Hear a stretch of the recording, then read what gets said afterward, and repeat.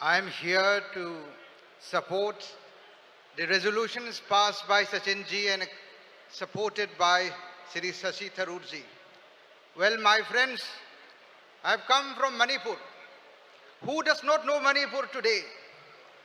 For the last almost 2 years, there's a turmoil in Manipur.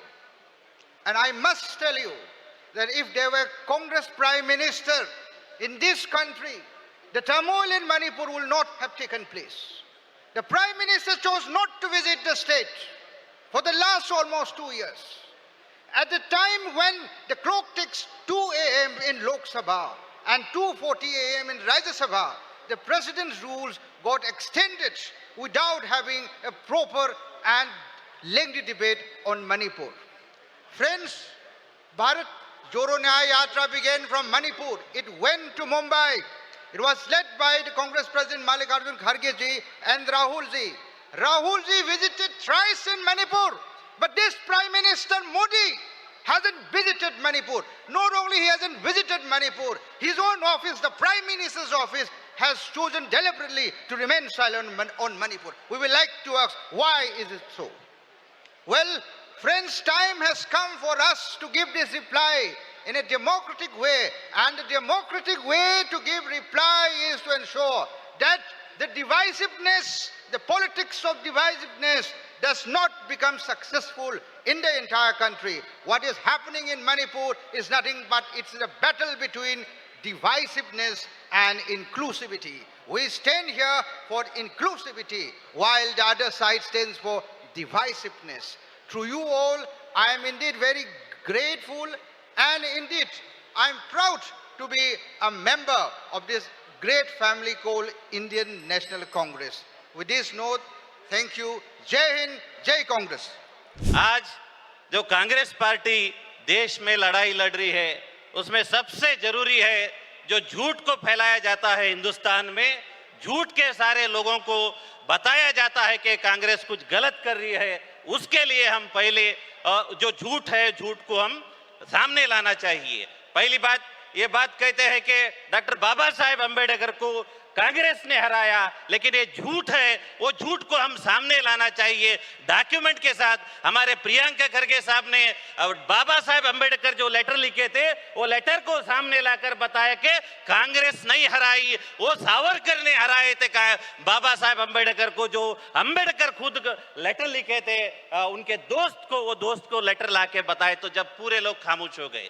इसी तरीके से जो 15 घंटे 14 घंटे पार्लियामेंट में वक्फ के ऊपर डिबेट हुआ, उसमें ये लोग कहते हैं कि वक्फ लोगों की जमीन को कब्जा करती है, लेकिन हालांकि वहां पे वो बात नहीं है। ये कर्नाटक में कहते हैं कि कांग्रेस के लीडर वक्फ की जमीन को कब्जा करे, एक बात कहते हैं, दूसरे तरफ कहते हैं कि वक्फ लोगों की जमीन कब्जा करते हैं। ये डबल स्टैंडर्ड गेम ये हार हमेशा खेलते हैं, वो डबल स्टैंडर्ड को हम सामने लाना बहुत जरूरी है।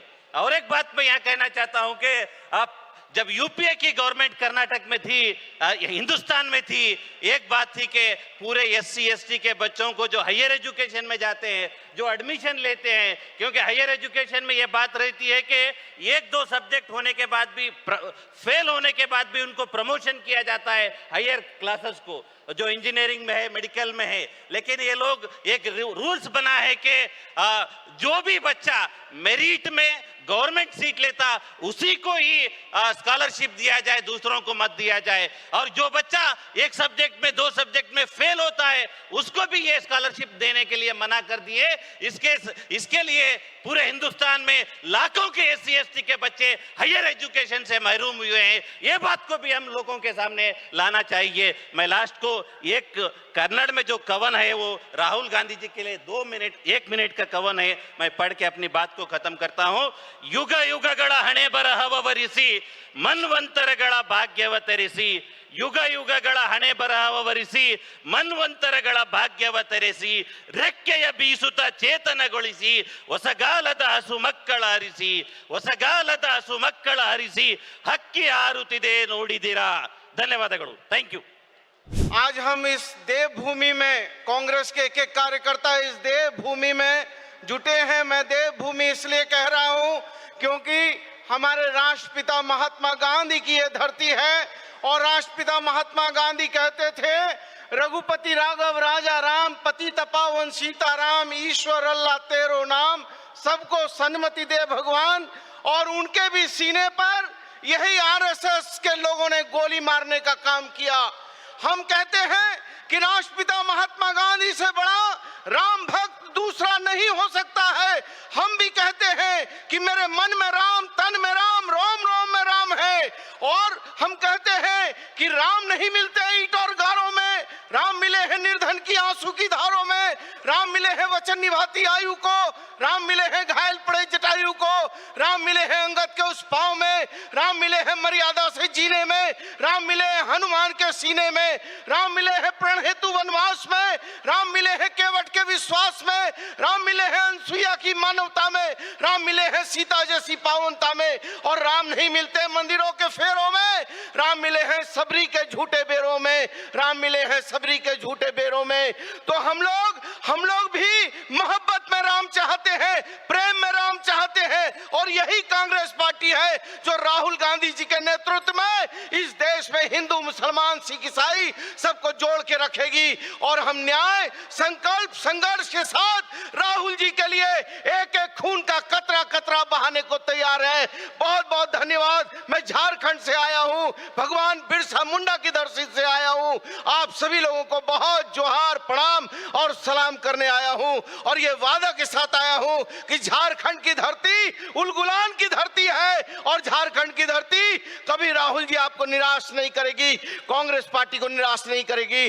बहुत बहुत धन्यवाद सभी लोगों को। लास्ट रह जाते को सोवन के दुल्हाड़ संगुर जोहार जोहार जोहार। मैं कहना चाहूंगी कि मैं राजस्थान से आई हूं और एक आदिवासी महिला हूं और मुझे इस मंच पर आने का अधिकार भी कांग्रेस पार्टी ने दिया है। और मैं कहना चाहूंगी कि भाजपा गरीबों और किसानों की विरोधी है, युवाओं की विरोधी है, महिलाओं की विरोधी है और ईडीआई, सीबीआई के भरोसे, ईवीएम के भरोसे तानाशाही कर कर अपना राज स्थापित कर चुकी है। लेकिन हम सबको ये सोचने और विचार करने की आवश्यकता है कि इसको मुंह तोड़ जवाब कैसे दिया जाए। इस अधिवेशन के बाद में आप सबको एक संकल्प लेकर जाना पड़ेगा कि गांव और ढाणी के अंदर इस देश के कोने कोने में हमारा जो सदस्य बैठा है। और मैं कहना चाहूंगी कि मंच पर विराजमान सभी वरिष्ठ नेतागण बैठे हैं। एक पार्टी की आइडियोलॉजी होनी चाहिए, एक संविधान होना चाहिए, युवाओं को आगे लाना चाहिए। और जो मंच पर विराजमान हमारे सीनियर नेता विराजमान है, मैं कहना चाहूंगी राहुल जी यहाँ पर विराजमान हैं। राहुल जी, सभी सीनियर नेताओं को एक टारगेट दीजिए कि आप कितने नेता पैदा करते हो, कितने युवाओं को आगे लाते हो।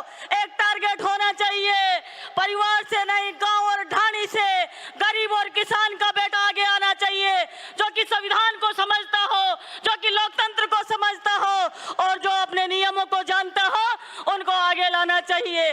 आप सबको बहुत बहुत धन्यवाद। जय हिंद, जय भारत।